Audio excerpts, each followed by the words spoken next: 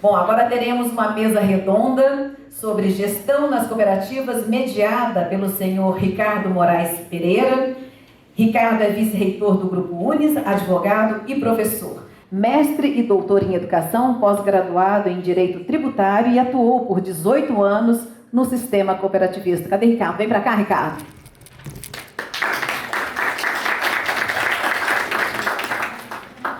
Bom, chamo aqui agora para compor a mesa redonda também os nossos ilustres convidados. Pode escolher onde você quiser. Fica confortável aonde? Tá bom aí? Tá ótimo. Tá ótimo. Então tá.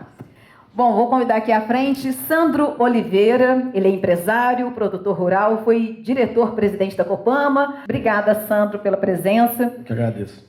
Para participar aqui da nossa mesa redonda também, Renato Paiva, presidente do Conselho de Administração do Cicobi Credivar, é engenheiro agrônomo e produtor rural, sendo ainda conselheiro da Fundação Procafé. Bem-vindo à nossa sala, né, ao nosso painel.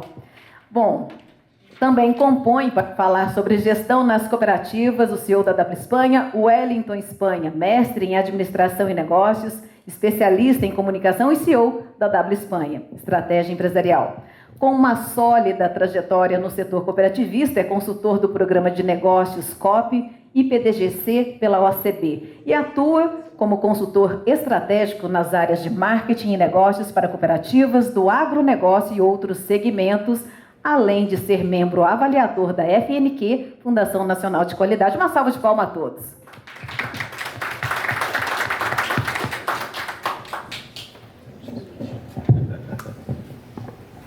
Bem, bom dia a todos. Bom dia, Sandro, Wellington, Renato. Prazer estar aqui com vocês hoje para mediar esse bate-papo, né, sobre um tema tão relevante. De início aqui, eu gostaria só de fazer um link com a palestra do Dr. Marco, né, e o cooperativismo, que eu acho que a questão da governança ela está presente no cooperativismo desde o seu nascimento. E vou ampliar até um pouquinho mais. Até essa questão de ESG, ela está dentro do cooperativismo desde o nascimento. Então, não sei se todo mundo aqui já teve a curiosidade de ler sobre os 28 tecelões de Rochdale, né? Que foram os grandes desbravadores do cooperativismo em 1844 na Inglaterra, né? 28 tecelões querendo ali vencer os desafios da Revolução Industrial, né? E buscando a valorização do seu trabalho. Eles começam ali a trabalhar de forma cooperativa, né? E eles nascem ali na Inglaterra com alguns princípios já. Então, dentre esses princípios, a formação continuada, a participação econômica dos membros, as decisões sendo tomadas de forma democrática. Então, eu posso dizer que o cooperativismo ele já vive toda essa temática que hoje é tão relevante, tão atual, essa temática da ESG, desde o seu nascimento. Então, acho que oportunidades como essa aqui, elas visam aí ratificar esse compromisso do cooperativismo, né, que se expandiu por vários outros modelos, né, para esse momento aí da contemporaneidade. Então, assim, quem nunca teve a curiosidade de ler aí, leiam sobre os 28 tecelões, vocês vão ver que muitas coisas hoje, elas acabam acontecendo. Bem, estamos aqui com duas cooperativas muito representativas para a nossa região, né, e mais o Wellington, que é um grande consultor aí da área. E eu vou começar fazendo a minha pergunta aqui para o Sandro. Sandro, falando das práticas de gestão, né, quais que você considera mais efetivas na Copama para melhorar os resultados da cooperativa, e especialmente em um cenário desafiador como o atual? Bom dia, gente. Só para a Alessandra, até março que eu vou estar na gestão, que eu vou estar como diretor-presidente. Há 14 anos já estou na cooperativa, há 13 anos como diretor e há 3 anos como diretor-presidente. A gente está fazendo a transição. Foi anunciado agora na convenção para os colaboradores. Eles fizeram uma grande festa, não sei se foi de alegria ou de tristeza, mas fizeram uma grande festa para mim, né, da minha comunicação. Sem dúvida. Mas eu agradeço imensamente o convite. E, Ricardo, eu estava conversando com o Zé Marco agora há pouco aqui, e a gente vai ficando mais vivido. Às vezes a gente precisa contar uma história para começar a responder a tua pergunta.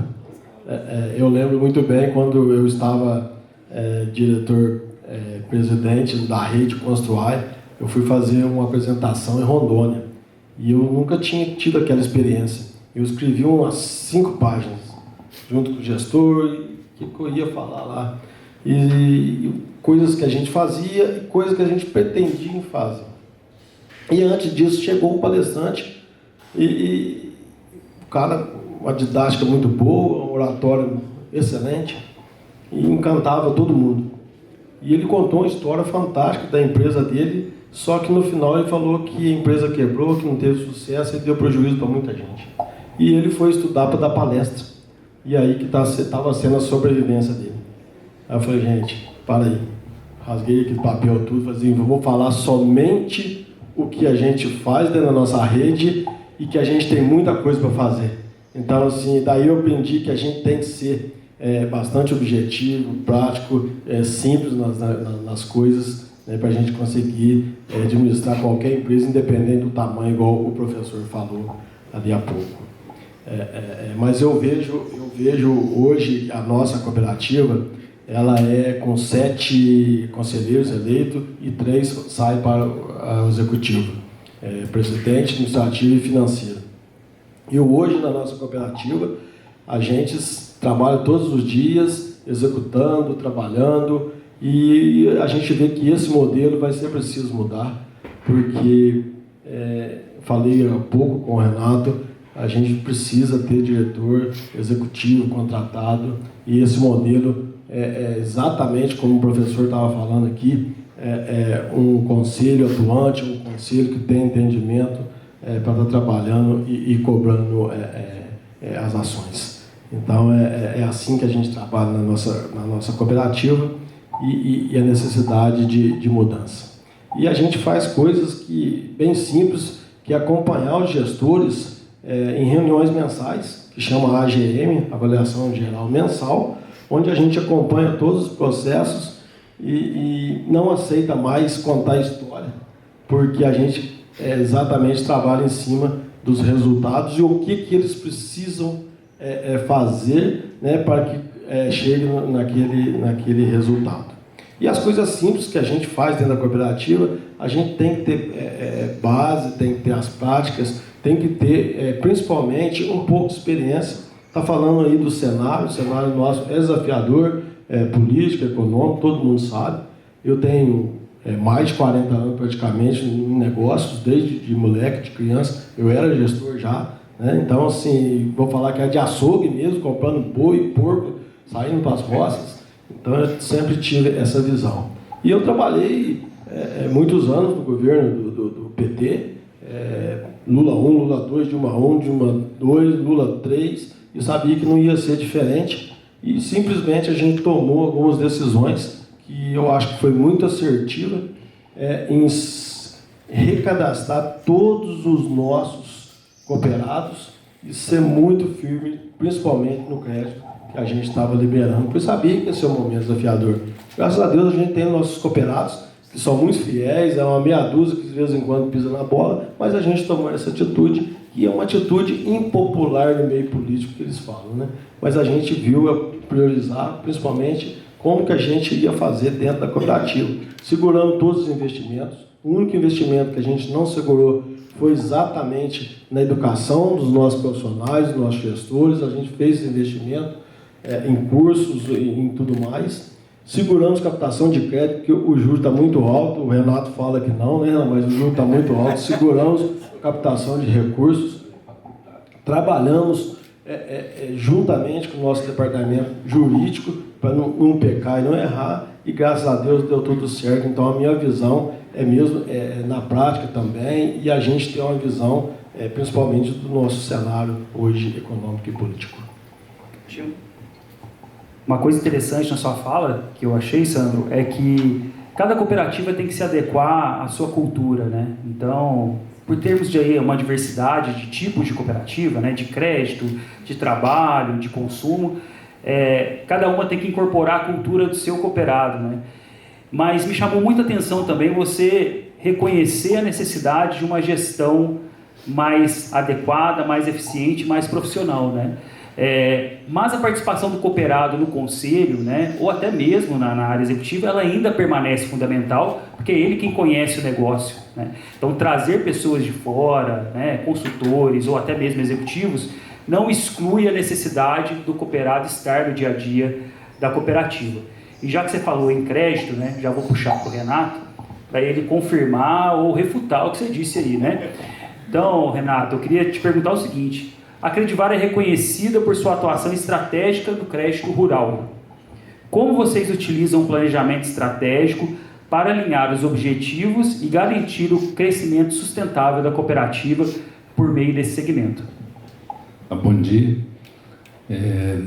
Eu participo de cooperativas há 32 anos, participei do sistema de gestão igual é o da Copama, conselho, e do conselho saem os diretores.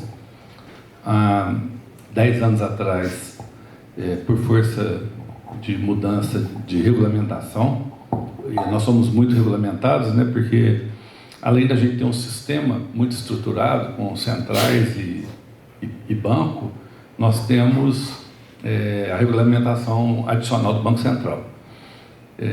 Então, a nossa governança mudou. A gente tem hoje a necessidade de ter um conselho segregado da diretoria, né? E quando isso aconteceu, como eu já era conselheiro diretor há muito tempo, eu saí do conselho e fiquei 8 anos na diretoria. E, posteriormente, deixei a diretoria para ser presidente do conselho. Então, eu passei por tudo isso que o Sandro está falando, e não tenha dúvida que isso é evolução, segurança, objetivos, né, estratégicos, porque o conselho ele trabalha muito mais o geral e o estratégico, e nisso o professor Marco Antônio fez uma explanação extremamente salutar e boa aqui.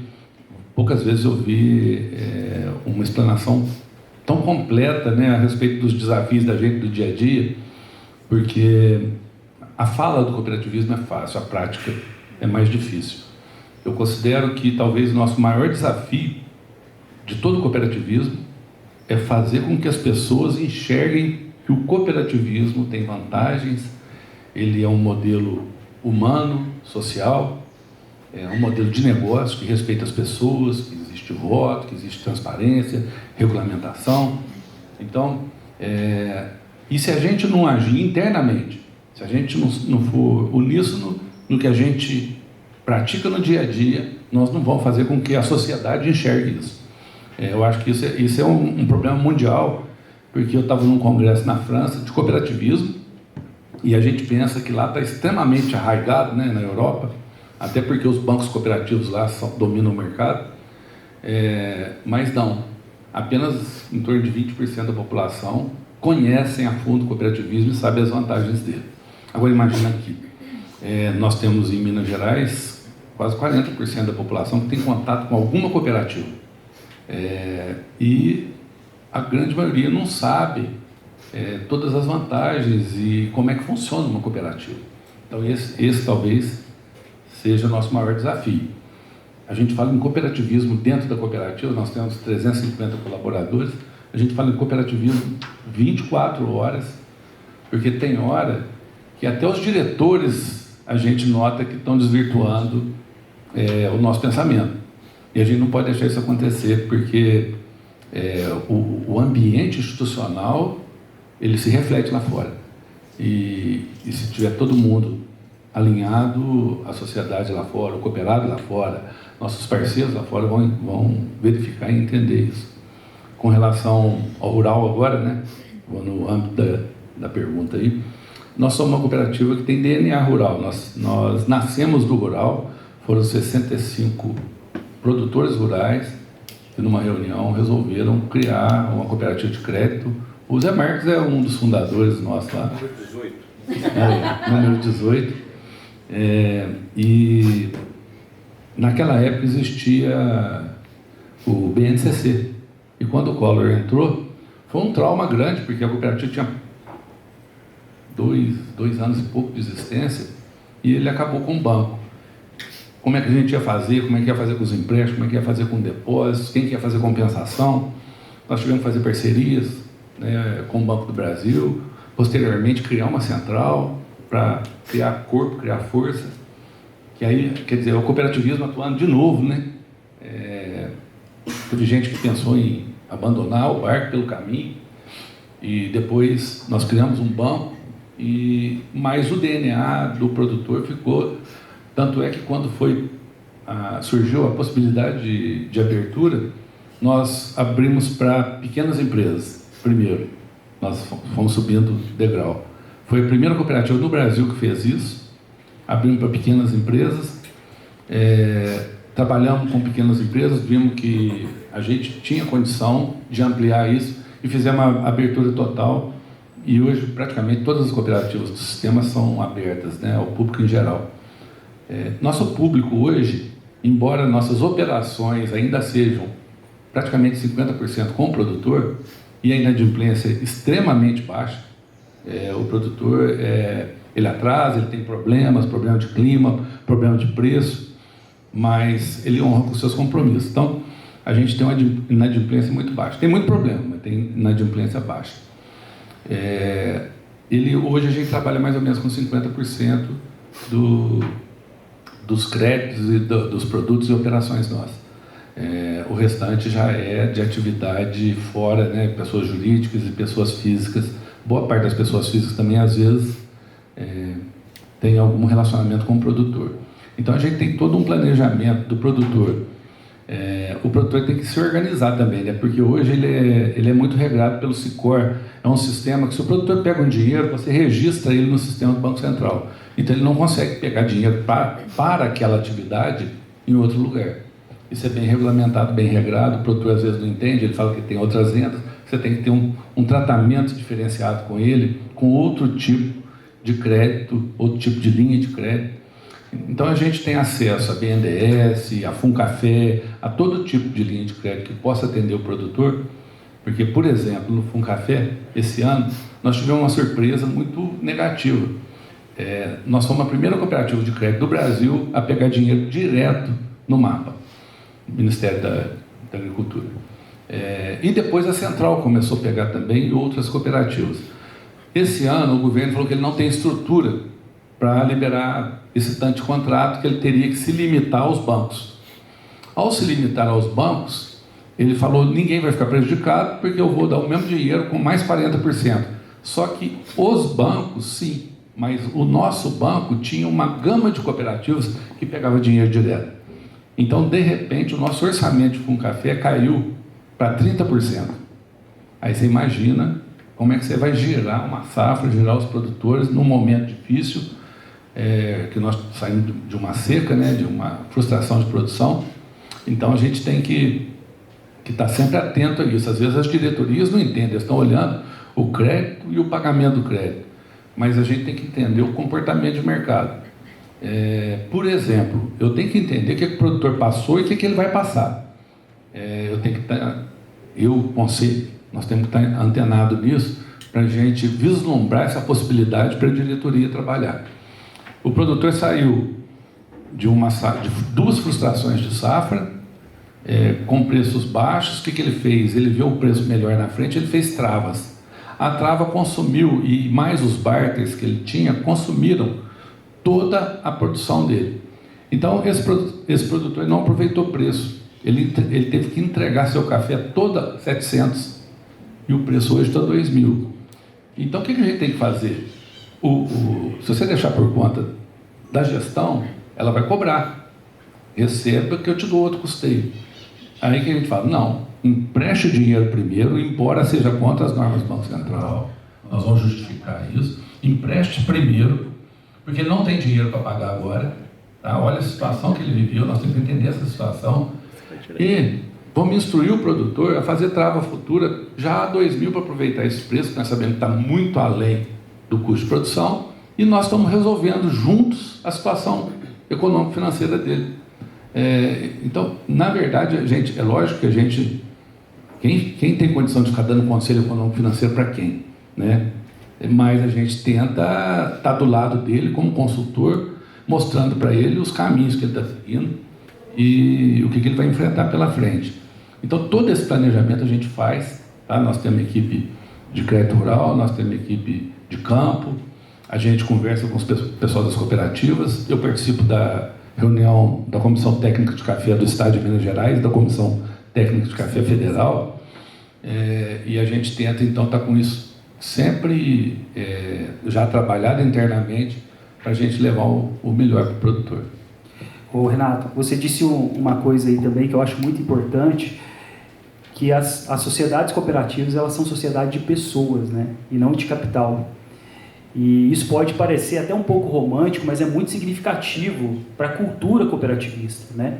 Então, o voto de cada cooperado tem o mesmo valor, né? E aí, mais do que nunca, isso está linkado diretamente lá com a gestão democrática que todas as cooperativas têm, e vocês são representantes democraticamente eleitos para representar os cooperados de vocês, né? Então, acho que esse é um desafio muito grande de gerir, ainda mais num ambiente hoje tão complexo, né? Um ambiente empresarial tão complexo. Eu sou cooperativo, mas eu não sou uma empresa, mas eu tenho que me portar como uma empresa, eu sou exigido como uma empresa, o Banco Central ele exige de mim, como ele exige dos bancos privados, né? Digamos assim. Você anda no fio da navalha. Exatamente. Eu preciso dar resultado, mas eu tenho que ser cooperativo. Exatamente. Então, como é que você vai medir esse resultado? Eu vou dar resultado, eu preciso continuar criando patrimônio, crescendo, para ter suporte às operações e os produtos que o cooperado precisa. Ao mesmo tempo, eu estou dividindo ele de forma salutar e equitativa. Outra coisa, dentro dos produtos que eu oferto, eu estou ofertando produtos melhores que o mercado? Exatamente. Como é que eu vou medir isso? No meu caso, a gente pega todos os produtos e serviços que a gente oferta, a média do que o sistema financeiro cobra, e tudo que o cooperado teve com a gente.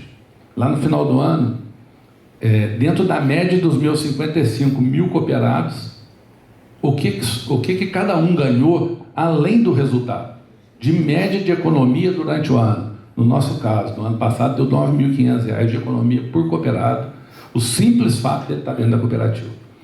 E aí isso a gente chama de ganho social, agora está mudando até o nome. E aí eu quero puxar o Wellington aqui para a conversa pelo seguinte, tanto o Sandro quanto o Renato traz desafios aí, né, cada um no seu segmento de cooperativas, as dificuldades, todo esse momento de instabilidade pelo qual o país vive. Aliás, o Brasil é mestre em criar crises, né? A gente vive em crise, a gente está sempre vivendo uma crise, isso é fato. Como que as cooperativas, o Wellington, podem usar o planejamento estratégico a favor, para elas se prepararem para esse cenário, se é que tem como se preparar? Bem, primeiramente, obrigado aí, Ricardo, obrigado, Renato, Sandro, né, poder participar aqui com vocês. Aí nós estamos ouvindo aqui duas práticas, né, as vivências lá. E o que o Renato disse aqui, Renato, você foi muito assertivo quando você fala. Falar sobre cooperativismo é fácil, né? E a prática do cooperativismo é o grande desafio. Então, assim, como o planejamento estratégico pode impactar no resultado dessas cooperativas? Eu tive a felicidade de poder conhecer hoje cooperativas de todos os portes. E há um preconceito, né? Eu falei ali com o Dr. Marco Antônio sobre a questão aqui, até da remuneração lá dos conselheiros, dos diretores, mas nasce lá também um preconceito, às vezes, da cooperativa, ela achar que ela é pequena e ela não implanta o planejamento estratégico. Então há toda essa resistência. E se nós avaliarmos, né, a grande maioria das cooperativas no Brasil, as mais de 4.600 cooperativas registradas, isso eu estou falando só do sistema OCB, tá? Porque o Brasil tem muito mais de, sei lá, não tem essa medição, mas talvez 10, 15 mil cooperativas espalhadas. Essas são aquelas registradas nos sistemas que são acompanhadas. Então, o planejamento estratégico e o que eu venho praticando e aplicando é o ser simples. Quando a gente pega os desníveis poderia citar aqui a Cocamig, onde tem 16 cooperativas, e a gente desconhece o tamanho, Ricardo, desse negócio. Hoje, só a Cocamig, nas suas 16 cooperativas, ela gira em torno de 10 bilhões de reais de negócio nessas cooperativas lá. 10 bi. Então, ou seja, ou as cooperativas caminham para um nível de profissionalização, de capacitação e foco em resultados, ou o mercado privado vai olhar para aquilo ali e fala assim, Isso me interessa. Porque eu não estou falando de mercado de 1 milhão, de 2 milhões de reais. Nós estamos falando de mercado de bilhões. Né? Então, e eu estou falando só de Cocamig, tá? Então, a Cocamig são 16. Então, tem a Cochupé, são 17 agora. Tem a Cochupé, só a Cochupé sozinha é 8 bi. Então, o planejamento estratégico, e aí isso impacta tanto na cooperativa de pequeno porte, de médio porte ou mesmo a de grande porte, que é a prática que o Sandro falou aqui. A teoria ela é muito bonita. Então, como que o planejamento estratégico pode reduzir esses impactos? Ele funcionando. Porque na era da inteligência artificial, qualquer um de nós aqui tem um belíssimo de um planejamento estratégico desenhado. Como isso acontece? Como isso vai funcionar? Você viu o que o Renato disse? Tem uma variável incontrolável, climática, que impactou no resultado do produtor, e aí, se fosse qualquer outra instituição financeira, fala assim, cumpra-se o contrato.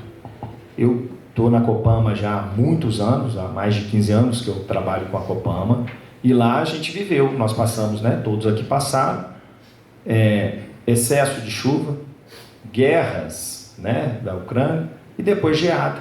E aí a cooperativa tem que honrar contratos futuros.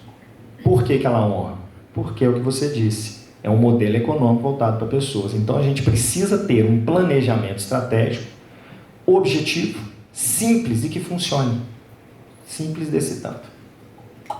É o grande diferencial da cooperativa, né? São as pessoas, são os cooperados que constroem o negócio, né?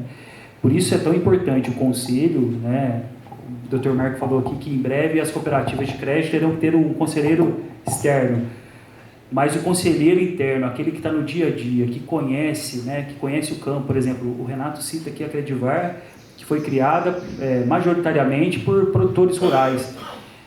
Conhecem o campo, sabem das necessidades, sabem das angústias, né, das dificuldades, então isso faz toda a diferença na hora dessas decisões, que não pensa apenas no capital, mas sim nas pessoas que constituem a cooperativa.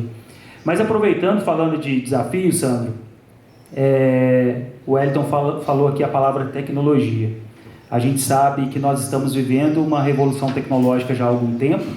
Para nós aqui da educação, a pandemia foi um fator acelerador desse movimento, né? Nós estamos tendo aí nos últimos 4 anos transformar totalmente o negócio em virtude do novo perfil de aluno, né? Que é totalmente diferente do de 2019. O negócio ele tem que se transformar e acredito que as cooperativas também passam pelo mesmo movimento. Queria entender como que a Copama tem trabalhado com relação às questões tecnológicas, tanto com o seu corpo de colaboradores, né, internamente, quanto com os seus cooperados, que é quem sustenta a cooperativa. Uma resposta dessa eu acho que não precisa alongar, né? Porque a tecnologia está dentro de tudo hoje. E a nossa cooperativa, hoje ela não vive sem a tecnologia. Nós temos a cooperativa na palma da mão no tempo real, vai atualizando todo momento. E a facilidade para os gestores tomar decisão, a facilidade para os gerentes, a tranquilidade que eles têm, a nossa como diretor. Então a gente não perde tempo em tomar decisão. Então assim, eu não vejo a cooperativa sem tecnologia, porque é essencial. Não adianta eu ficar falando de todos os projetos, a gente tem vários aplicativos, né, para o cooperado. Hoje a gente trabalha com 11 pessoas praticamente financeiras. Se não fosse a tecnologia, tinha que ter 40, 50 para trabalhar somente no financeiro. E assim são os outros setores que é muito importante. Então a gente tem que cada dia mais trazer a tecnologia dentro da nossa cooperativa, por exemplo, que você perguntou, e capacitar essas pessoas também para usar essa ferramenta, porque se não capacitar essas pessoas também não existe tecnologia boa, né? E o cooperado? Mas a minha dúvida é sempre o cooperado, porque o Renato agora mesmo falou assim, olha, às vezes até o cooperado que está lá dentro da diretoria, no conselho, às vezes a gente tem que conscientizar ele, tem uma certa dificuldade. E aqui me vem à mente, eu trabalhei durante muitos anos numa cooperativa, né, que é a Unimed, e eu me recordo que lá atrás, né, nem há tanto tempo assim, eles recebiam a folha de pagamento deles num envelope pardo impresso, né? Em determinado momento não tinha necessidade mais, né? Era tudo digital, na palma da mão, e muitos não queriam continuar recebendo o envelope pardo. Então, assim, parecia uma coisa muito simples, mas foi algo que teve que batalhar muito junto aos cooperados.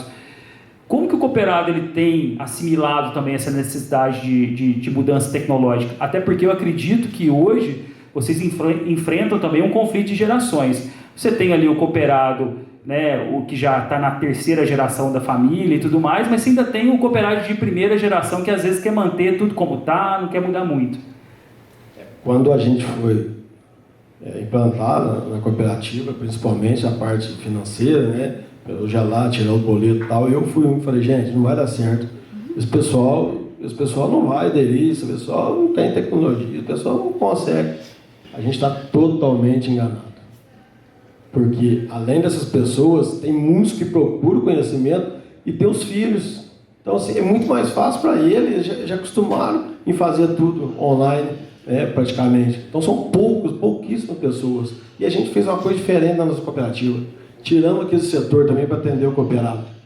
A gente tirou aquele setor para um setor separado lá dentro da nossa loja. Então, diminuiu muito. Ficaram muito bravos, né? Diminuiu muito. Mas a gente está muito enganado. O pessoal hoje, a gente fala pessoal humilde, pessoal da roça, está mais tecnológico que a gente da cidade, para falar a verdade. Muito bom. Eu queria ouvir do Renato também, porque assim, Renato, às vezes tem-se a impressão, né, e a falsa impressão de que a cooperativa ela pode ser um negócio menor. O próprio Wellington falou isso aqui agora mesmo, né?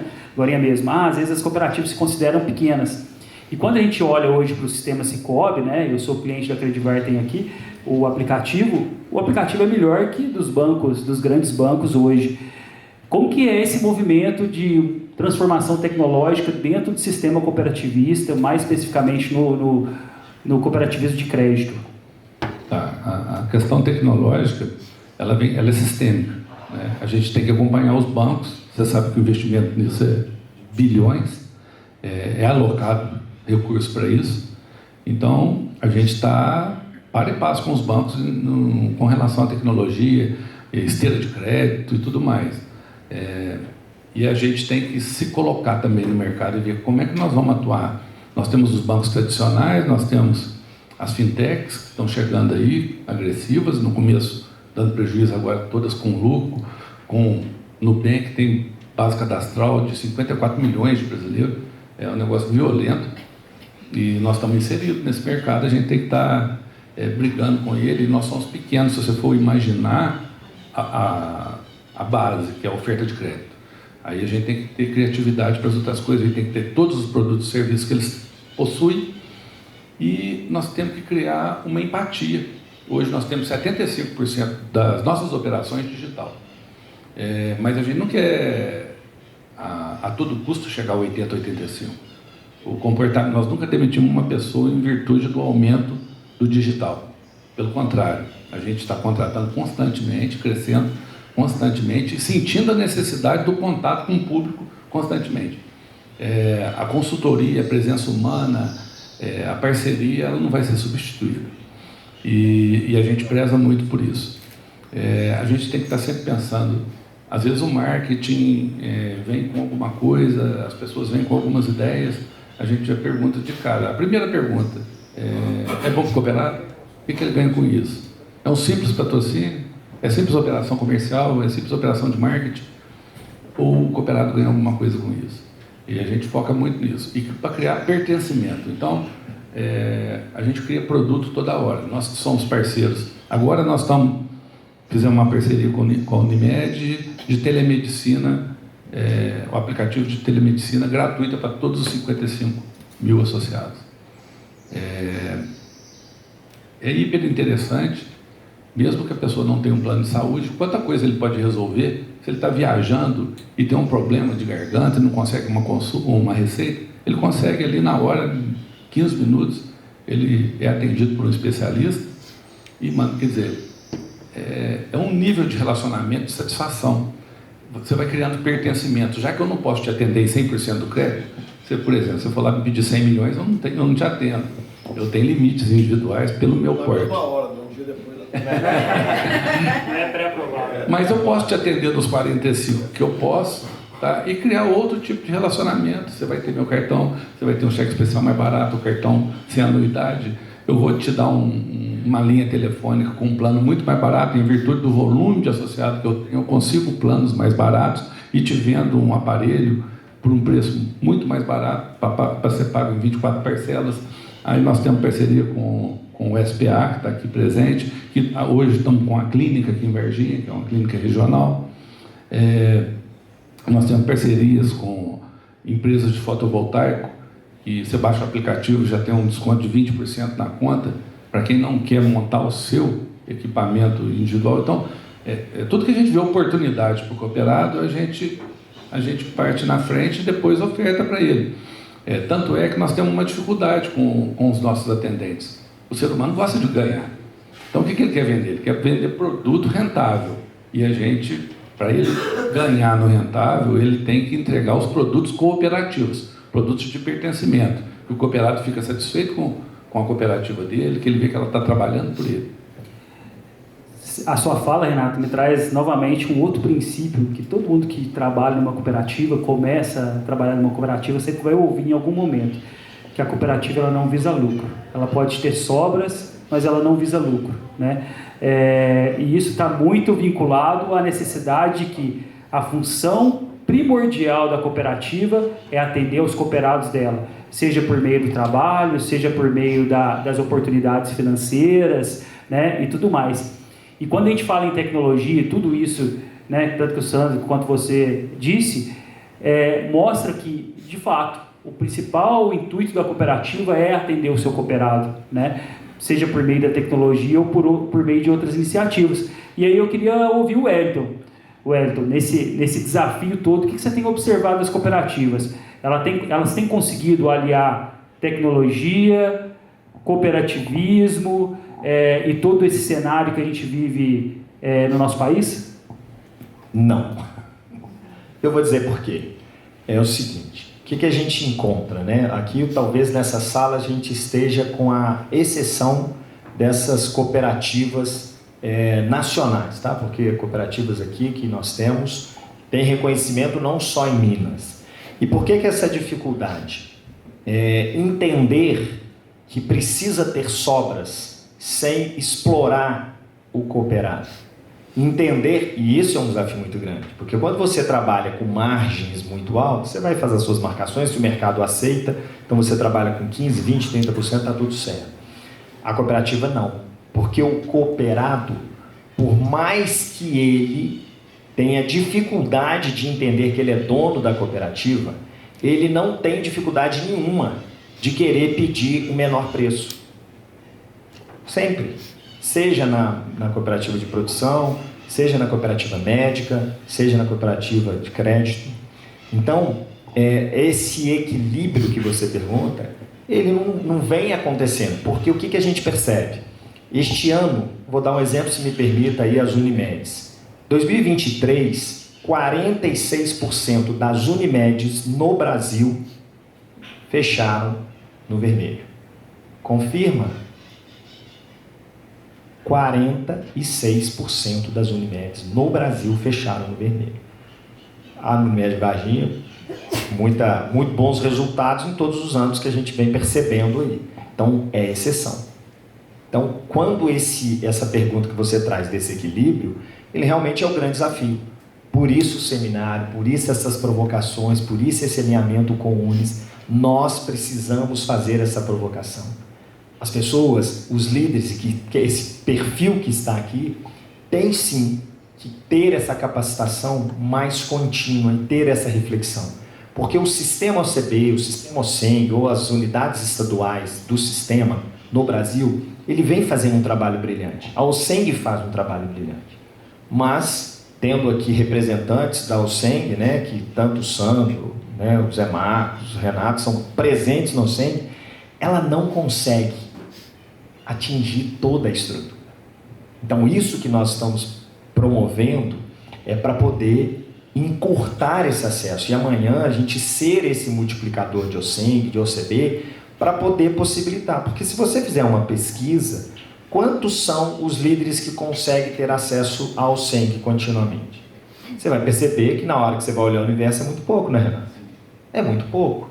Agora, será que dos gestores que a gente tem aí nessas cooperativas, nós podermos fazer essas reciclagens, poder trazer essas capacitações, aí eu vou entender o seguinte, olha, nós vamos ter melhores gestores, melhores executivos, e aí conseguir esse equilíbrio entre ter o olhar nas pessoas e entregar o resultado que precisa ser entregue. Porque não dá para uma cooperativa fazer. As cooperativas estão aí, entrega 2%, 3%. Perguntar aí em termos de planejamento estratégico, qual é a meta do seu resultado líquido, depois de sobras, de todos os aportes adequados? 3%, 4%, 5%, 1%, 2%. Então, veja bem, é o fio da navalha, como o Renato colocou. Então, o menor desvio na sua execução, você está no prejuízo, você está no vermelho. Eu queria voltar agora, novamente, fazer uma conexão com a palestra anterior, né, sobre governança. Até pouco tempo atrás, esse assunto ele era praticamente desconhecido, né, era muito pouco. Agora, parece que, por conta de toda essa questão da ESG, parece que está na moda falar de governança, né? Mas, de fato, governança se tornou uma necessidade. Isso é indiscutível, né?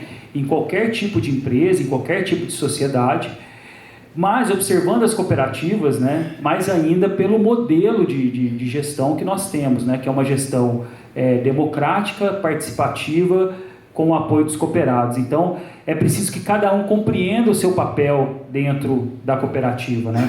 O cooperado tem que entender que a Assembleia Geral, quando ele está nela, ela tem um poder de decisão. Que o Conselho de Administração, ele tem aí como foco principal as questões estratégicas. Que o papel do fiscal não é mandar, executar, e sim ajudar na fiscalização e contribuir com ideias, sugestões para a gestão, né? Eu acho que às vezes o Conselho Fiscal ele assume em algumas cooperativas uma posição de delegacia de polícia, quando na verdade não tem que ser isso, né? O Conselho Fiscal ele tem as atribuições muito bem definidas. Então a gente vê uma necessidade, de fato, dessa temática ela ser incorporada dentro das cooperativas. Aí eu queria, se possível, ouvir, começando pelo Renato. Renato, como que está essa questão dentro da Credivar? Eu acho que estar pronto é praticamente impossível, né? Até porque eu acho que pronto nunca estará, porque é uma construção dada as mudanças que a gente tem na própria legislação, no próprio ambiente, no próprio cooperativismo. Mas como que está caminhando essa questão hoje da governança dentro da Credivar? Você acha que ela já está caminhando para uma consolidação? E o que você acredita que é necessário? É formação? É preparo? É capacitação? O que é? Ela está bem consolidada. A gente tem uma estrutura de gestão e de governança bem consolidada, né? O Conselho de Administração ele é composto por 7 membros e nós temos as diretorias executivas, uma diretoria administrativa, uma diretoria financeira comercial, né, de negócio, e uma diretoria de risco. Então, você falou do risco aí, inclusive como conselho fiscal, né? Nós temos conselho fiscal, e eu falo muito com o diretor de risco. Eles acabam, pelo fato de ter muito contato com as auditorias internas e externas, porque nós temos, além da auditoria interna da cooperativa e a auditoria externa contratada, nós temos uma auditoria da central que ela acompanha para e passo tudo que acontece na cooperativa, praticamente diariamente. Às vezes, uma determinada questão ela é questionada no dia seguinte.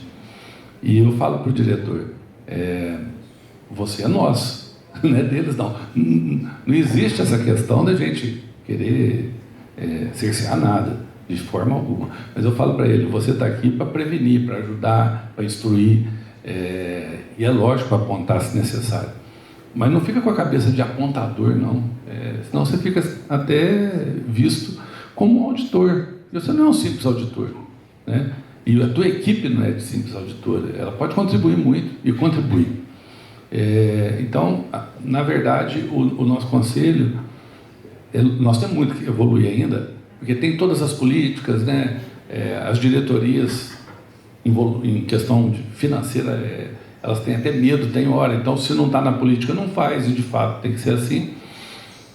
Mas elas ficam até um pouquinho presas, né? Porque a responsabilização hoje no sistema financeiro é grande, a quantidade de fraude é grande, embora existem LGPD e tudo mais, o setor de TI é muito forte, né? Muito fiscalizador, Tanto é que no ano passado o setor nosso, do Cicobi, foi o setor menos hackeado do sistema financeiro, mas isso muda.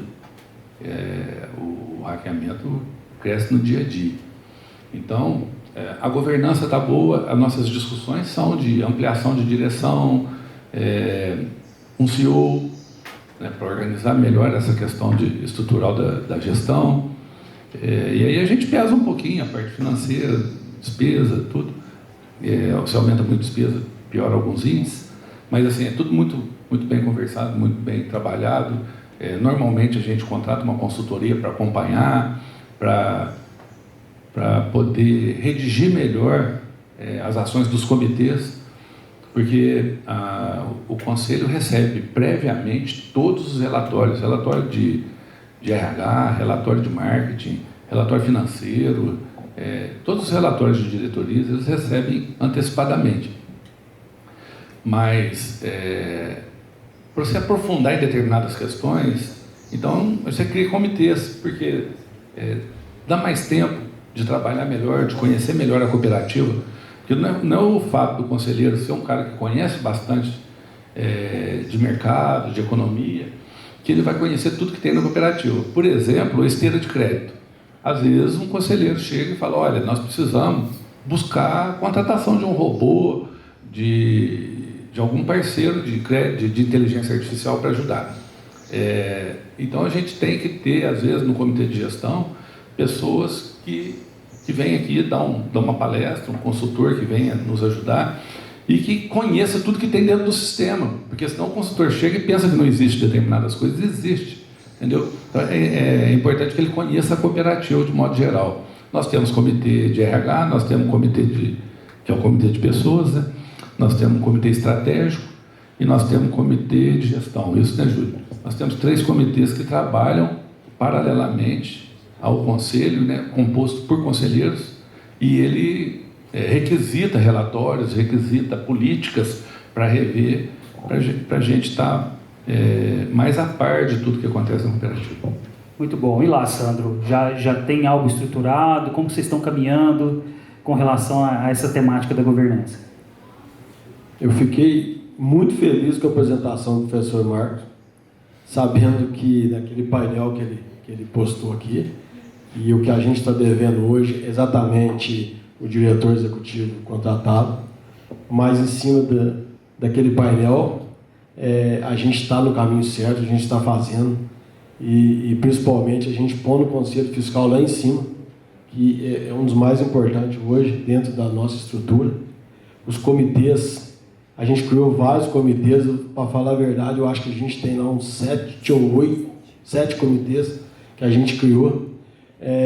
Nós estamos fazendo agora tanto a diretoria, os gerentes, coordenação, supervisão, um curso juntamente com a PUC do Paraná e também a parceria com a SENG, um curso de compliance. Esse curso vai 1 ano e meio e assim, precisamos evoluir cada dia mais, igual eu falei no início, né, da minha fala aqui, evoluir cada dia mais e procurar fazer essa transição da diretoria contratada, executivo, de maneira bem lenta mesmo, porque a nossa estrutura hoje tem 80 anos. O cooperativismo começou em 1844, né, em Rochdale, e tinha uma mulher também junto, tá? E a Copam começou em 1944, 100 anos depois. Então nós já temos 80 anos aí de história e a gente tem que trabalhar isso, mas com muita cautela, porque são 3.700 famílias praticamente, não cooperados, só famílias, né? Muitos fornecedores, mais de 400 colaboradores, e nós estamos no caminho certo, viu, gente? Vocês que estão aí comigo e da Copama, vamos nessa. Legal o reconhecimento também da equipe, né? Que de fato a equipe encarrega o piano no dia a dia, né? Que executa aquilo que o conselho traz, né? O conselho ele dá suas opiniões, ele dá os seus direcionamentos e a equipe é quem executa. Mas eu queria ouvir o Wellington, porque assim, nós tivemos 2 falas aqui, da Credivar e da Copama, 2 falas de que a governança ela está estabelecida, ela já acontece. com pequenas necessidades ainda de melhoria, o que é natural. Mas eu queria ouvir você que roda mais, ouve mais cooperativas, conhece mais gente, cooperativas de diferentes segmentos, diferentes tamanhos. A governança está mesmo como pauta? E a segunda pergunta, as pequenas cooperativas, elas acham que isso não é para elas? Então eu queria que você respondesse essas duas perguntas. Se está na pauta e se as pequenas de fato estão levando isso como algo prioritário. Tá, vamos lá, Ricardo. Primeiro, isso está na pauta. Posso trazer aí, vou voltar lá em 2012, final de 2012, início de 2013, o sistema OCB lançou o PDGC, que é o Programa de Desenvolvimento e Gestão das Cooperativas. Inicialmente muito tímido, era muito mais uma premiação, poucas cooperativas do Brasil aderiram, algumas aqui do sul de Minas saíram na frente, tiveram adesão, acho que das presentes aqui, eu acho que praticamente todas. Acho que o que não aderiu no primeiro momento, acho que foi só a Credivas que está aqui, mas a Unimed aderiu, a Minasul aderiu, a Credivar aderiu, a Copama aderiu, e a Cocatrel também, né, que está com a gente aqui, inclusive à tarde vai estar falando exatamente sobre esse processo de profissionalização. Então, assim, isso está na pauta, porque o sistema trouxe isso, nós estamos falando então de pelo menos 10 para 11 anos, que essa pauta ela é real. Então, o que a gente vem percebendo é uma preocupação das cooperativas de se organizarem tanto na gestão quanto na governança. O PDGC ele traz 2 blocos, esses pilares, que é a governança e que é a gestão, com muita propriedade. Então, aquelas cooperativas que levam o PDGC como ferramenta, ela desenvolve naturalmente a melhoria dos seus processos de governança e gestão. Então, está na pauta, sim. Nas pequenas cooperativas, e aí se eu for lá nos rincões, eu vou lá para o Acre, vamos lá para Paraíba, mesmo aí você vai até em São Paulo. Eu tive recentemente em São Paulo, o Brasil é muito louco, viu, Renan? A menos de 50 quilômetros de São Paulo, menos de 50 quilômetros de São Paulo, a maior capital, né, que é essa potência, que é uma das maiores do mundo, e aí você encontra uma cooperativa com 0 governança. Uma cooperativa que movimenta uma comunidade, que movimenta uma cidade, né? Não vou falar o nome da cooperativa, mas eles são produtores de cogumelos, mas é representativo, eles têm um volume de negócio grande. Então, estas pequenas cooperativas não faz parte. Por isso, o sistema OCB criou no ano passado, que é esse programa que eu estou dizendo para vocês, que é o programa que é o Negócio Scope, que é o programa de negócio. Ele é mais voltado, ele é essencialmente voltado para as pequenas cooperativas, em especial as de agricultura, da agricultura familiar, porque elas não estão pautadas hoje, governança, gestão, isso infelizmente não é a realidade. Então, esse trabalho, esse ano foram capacitadas 55 cooperativas, né, de 2024, voltado para esse programa Negócios. Você me falando agora, me veio um dos princípios do cooperativismo, né, que é a intercooperação. O cooperativismo, o próprio nome já fala, né, o cooperado, eles juntos cooperam, né, para o bem comum, para o negócio, mas há o princípio da intercooperação. Seja por meio das cooperativas de 2º grau, né, ou de 3º grau, das federações, das confederações, mas essa possibilidade ela também existe entre cooperativas de diferentes segmentos. Então, quando você me fala dessas cooperativas, Wellington, que ainda não estão com isso na pauta, me veio essa palavra intercooperação, que é um princípio cooperativista. Por que não as cooperativas, né, elas se unirem para implantar algo em conjunto? Então, a experiência que a Credivar traz, a experiência que a Copama traz, ela pode servir como um balizador, como inspiração para outras cooperativas que estão nessa sala aqui hoje ou que não estão. Então, talvez, Wellington, a intercooperação ela possa ser um caminho para a implementação de uma governança que faça sentido para o modelo cooperativista. Porque não adianta nada, o Renato até disse, o consultor ele precisa entender aqui do negócio, porque se ele vem achando que é uma empresa que visa lucro, dificilmente ele vai conseguir êxito no trabalho dele. Se as cooperativas elas já entendem, né, já entendem o espírito, Não seria uma alternativa que elas se unam e tenham uma intercooperação para essa implementação da governança, respeitando as características cooperativistas? Ricardo, ó, você levantou a bola aí. O que eu imagino nesse movimento que nós estamos começando hoje é que essa intercooperação ela seja real. Tá? Ela seja real. A gente precisa desenvolver uma intercooperação.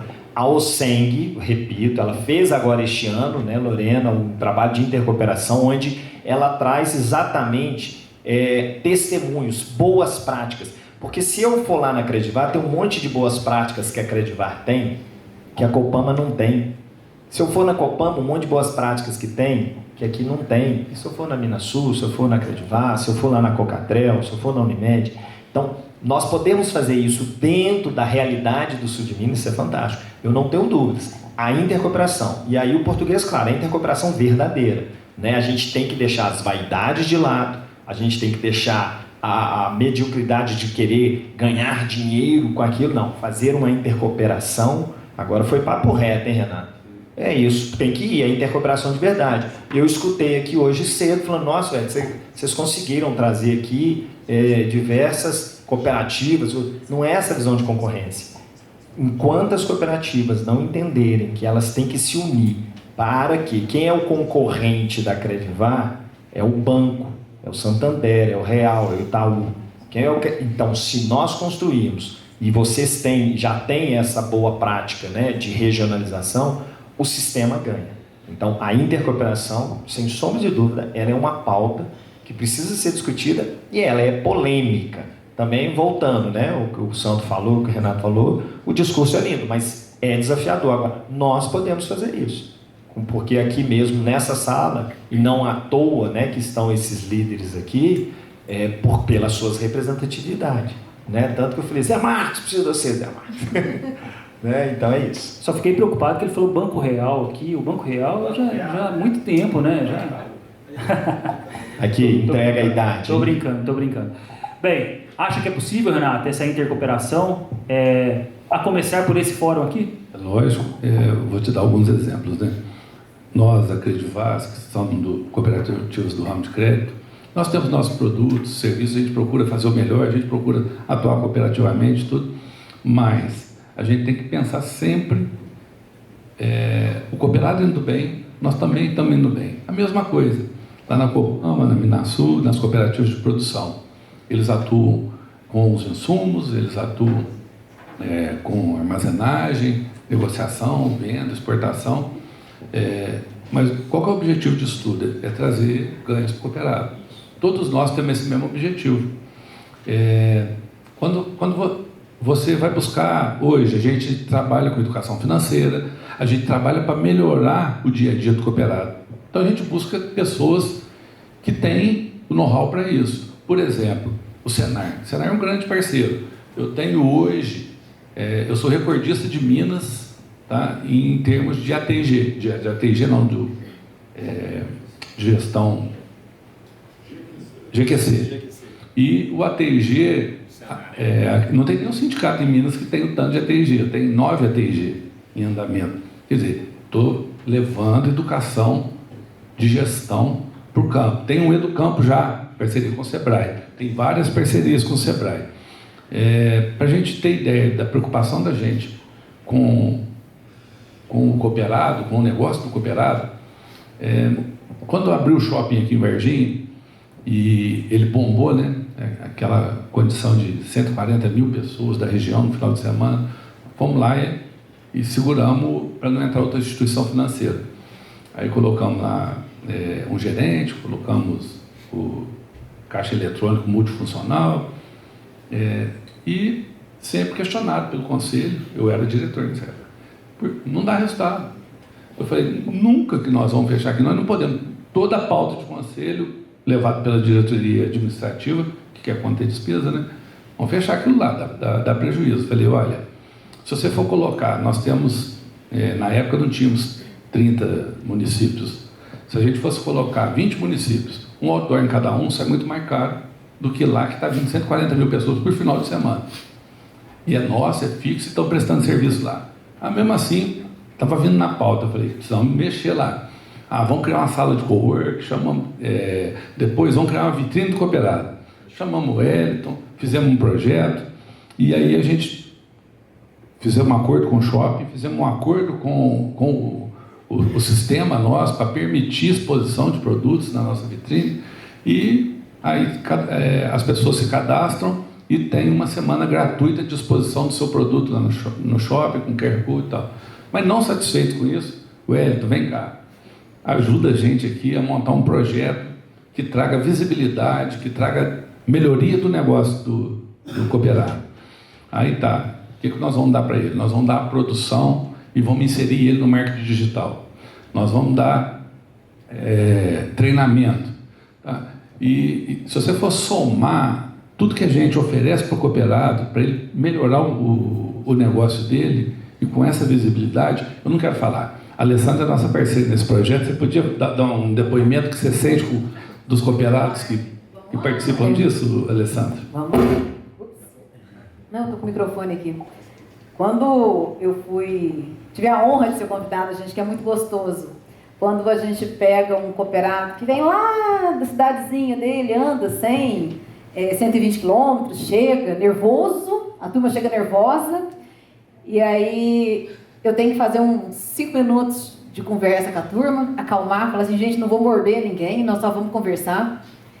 E eu vou dar um exemplo do senhorzinho do queijo, um queijo bom demais que ele faz, uma delícia de queijo, levou o queijo para a gente comer na entrevista. Aí eu combinei com o Caio, que me acompanha já há 4 anos, coitado do Caio, sofre a minha mão. Falei assim, desliga a câmera, finge que desliga a câmera.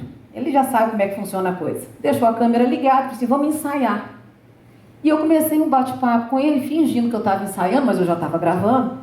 E deixei ele ir conversando, contando a história dele. Gente, quando a pessoa tem um espaço que ela pode abrir o coração dela e contar a história dela, tem gente que emociona. Tem gente que nunca teve acesso, nunca imaginou que poderia sentar para ser gravado, para contar a história dela. A pessoa sai de lá com um sentimento de honra tão grande pelo espaço aberto que o Cicobi Credivar está proporcionando a ela. Ela se sente orgulhosa do trabalho que ela está executando. Ela entende a importância dela para o município, para onde ela atua. Ela começa a enxergar tanta coisa boa. E tem alguns depoimentos que a gente recebe, né? Oi? As vendas. Não, as vendas, eu vou chegar lá nas vendas. Primeiro, depois, o sentimento de gratidão de estar conseguindo ter acesso. Coisa que a pessoa nunca imaginou que poderia ter o acesso. Depois que o programa vai ao ar, que a gente até ensina algumas pessoas a mexer na rede social, porque tem gente que não sabe, tem gente que vende, teve um caso lá do rapaz do mel, que vendeu o estoque dele inteiro, na semana, foi para o ar, aí ele foi divulgando, que a gente ensina a pessoa como é que ela tem que usar os links, ele vendeu tudo. E mandou a mensagem para o Cicobi Credivar, mandou a mensagem de gratidão eterna, falou assim, gente, como é que vocês conseguem fazer isso? Mas a gente não faz nada, a gente só deixa a pessoa contar a história dela, de forma simples, objetiva, com ou sem emoção, isso é muito de cada cooperado, mas sempre com um propósito único, de poder fazer o bem, mostrar que a gente tem muita gente boa e competente aqui na nossa região, que só faltava o espaço que o Cicobi Credivar abriu para a pessoa mostrar que tem um produto bom, que sabe que o negócio dele pode prosperar, ainda mais se tiver alguém para ensinar e mostrar isso, e simplesmente a gente coloca isso tudo em prática. Então, assim, é simplesmente maravilhoso esse trabalho. E tem dado muito certo e já estamos com fila de espera, graças a Deus. Muito bom, muito bom. Obrigado, Alessandra.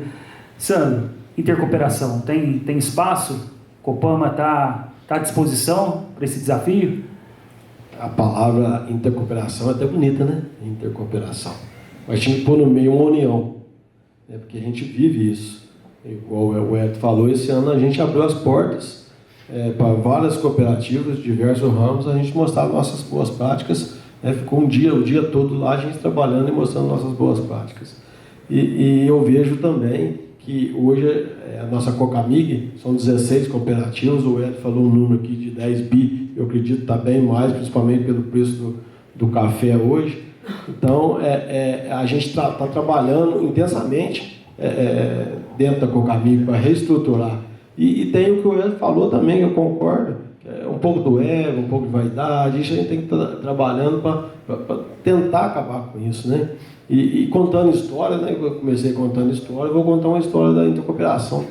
Eu, na gestão da rede Construai, eu trouxe para dentro da rede uma outra rede, né? Não só a intercooperação, eu trouxe a união, por isso que eu estou falando de união. E hoje, nós somos uma das maiores redes de material de construção do Brasil, e dentro hoje da gestão como presidente, é o próprio lojista que era de outra rede, que é o presidente da rede construtora. Então eu acho muito bacana isso, trabalhar em intercooperação, mas tinha que caber junto ali, bem no meio dessa palavra, em união, né, para a gente conseguir mais resultado a respeito da intercooperação. Então acho que eu encontrei um desafio para você, Wellington, porque você é o elo que une todos aqui nessa sala, né? Todas as cooperativas. Eu acho que fica a missão aí, talvez, para você puxar esse movimento de intercooperação, visando o estabelecimento de uma governança, né, nas cooperativas, uma governança com identidade cooperativista, e que traga tanto as pequenas como as grandes, as que estão estabelecidas, as que ainda não estão estabelecidas. Eu acho que talvez você pode fazer esse movimento aí, puxar esse movimento e contar com o Unis aí nesse movimento. Beleza, já gostei. Pode contar com o Unis, Felipe, tá tudo certo. Então vamos lá. A ideia que nós temos, exatamente aí você colocou isso na pauta, isso estava nada programado. Em 2025, como já foi dito aqui, definido pela ONU, é o Ano Internacional do Cooperativismo, nós iremos realizar aqui no Unis, né, um congresso, o primeiro congresso, provavelmente no mês de maio, o congresso sul-mineiro de cooperativismo, em onde a gente vai poder, porque tudo isso que o Sandro está falando, as cooperativas elas já fazem isso, né? Mas pelos relacionamentos, né? A Credivar recebe, a Credivar visita, a Minasul recebe, ela visita, como a Copama, o Sandro falou aqui, e todas as outras aqui presentes. Só que isso não está sistematizado, né? Então, ter uma política, ter uma metodologia, isso vai contribuir muito para o modelo cooperativista. E principalmente para as médias e pequenas. Então, aí, eu vou aproveitar a sua fala, Ricardo, e deixar uma mensagem para os nossos presidentes aqui, porque, como eu já disse e repito, aqui nós estamos com as grandes cooperativas. Não estou fazendo média, não, são as grandes mesas. Você pode ir lá no anuário da OSENG, você vai verificar, são as maiores cooperativas aqui da nossa região e de Minas Gerais. Então, eles têm uma responsabilidade de ajudar a gente a desenvolver o cooperativismo nas pequenas e nas médias cooperativas. O desafio está aceito e vão para cima. Tá ótimo, muito bem. Então, vamos cobrar do Wellington, viu, turma? Eu tenho essa missão aí em 2025 agora. Bem, estamos encaminhando para o final. Gostaria de ouvir aí primeiro as considerações finais do Sandro com relação ao nosso bate-papo de hoje, o que fica, o que você leva e o que você deixa para nós aqui hoje. Eu fiquei repetindo, feliz em ver a apresentação do professor, em falar, né, que a gente está no caminho certo. E o que eu deixo aqui a gente falando em planejamento estratégico, a gente já trabalha isso há muitos anos, né, Wellington? O acompanhamento desse planejamento, as ações, porque não adianta fazer um planejamento e não acompanhar. E a nossa cooperativa, graças a Deus, a gente está tendo um excelente resultado, principalmente esse ano. E eu vou até divulgar para vocês que isso aí vai ser público. Nós estamos aí mais de 100% da meta já atingida. Estamos aí com um crescimento em torno de faturamento de mais de 25%, em volume mais de 30%, e provavelmente nós vamos dobrar as sobras desse ano em questão do ano passado. Então, tudo isso é fruto, sim, do planejamento, do acompanhamento e, principalmente, né, todas as cooperativas aqui. O Renato falou, e muito bem falado isso aí, e eu aprendi muito com o Dr. João, nosso ex-presidente, o relacionamento entre os cooperados, os colaboradores, né, toda a comunidade, principalmente os nossos fornecedores. Então, eu deixo esse recado aí que, gente, trabalha, sim, a parte financeira, mas também não deixa o relacionamento de lado, não, porque senão não adianta nada, principalmente falando em cooperativismo. Obrigado, Sandro. Renato, o que você leva desse bate-papo e o que você deixa aqui para nós? Eu achei extremamente interessante, né? A gente está conversando aqui sobre o cooperativismo, a importância dele e a governança. Governança e gestão são as pautas do momento aí. Mas eu dou um exemplo aqui da importância da gente disseminar o cooperativismo.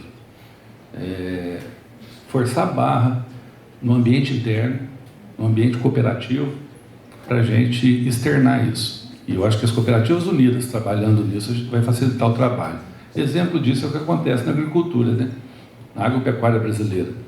A agropecuária brasileira ela é muito bem disciplinada, a legislação é a melhor do mundo, a ocupação nossa é regrada, o meio ambiente é respeitado, o socioambiental é respeitado. Agora foi votado no Congresso uma questão que as grandes multinacionais queriam interferir na questão dos bioinsumos. Por sorte, a gente tem um Congresso atento a isso. E lá fora, a visão que eles têm de Brasil é completamente deturpada por questões de interesse econômico financeiro mesmo, e a gente não consegue levar para eles a verdade do que acontece aqui dentro. Eles estão tentando lá, na França e na Europa, discutir uma questão de aumentar a vegetação nativa em 3% e não consegue passar. E nós aqui temos lugar de 80% de preservação na área que é particular, né? E o governo não consegue fiscalizar as áreas públicas, as áreas indígenas. Então, a importância da comunicação. E nós temos que, as cooperativas, trabalharem muito essa questão da comunicação do que é o cooperativismo. Eu acho que a primeira intercooperação nossa poderia ser um trabalho conjunto de disseminação da importância do social, da importância do praticado pelo cooperativismo. Obrigado, Renato. Wellington, e aí? O que você leva desse bate-papo, ouvindo esses dois gigantes aqui do cooperativismo do sul de Minas? E o que você deixa para nós? Vamos lá, Ricardo. Primeiro, agradecer, viu? Obrigado aí pela sua mediação, ao Renato, ao Sandro, né? Eu falo que o cooperativismo, além disso, de tudo, vai dando amigos para a gente. E o que o Renato traz, o que o Sandro também traz aqui para nós, o que eu quero deixar de mensagem, é nós entendermos, né, e cultivarmos o cooperativismo, mas entender. Quando eu olho aqui o Lucas, que é lá da AgroCP, que é uma indústria, hoje, possivelmente ele é o cara dos dados, depois na hora do almoço aqui a gente vai pegar com ele. E possivelmente, hoje, as cooperativas de produção sejam, se não o primeiro, está entre o top 3 aí dos canais de acesso no mercado. Aí nós poderíamos estar falando do mercado infinitamente. Então, não só a importância social, mas a importância econômica.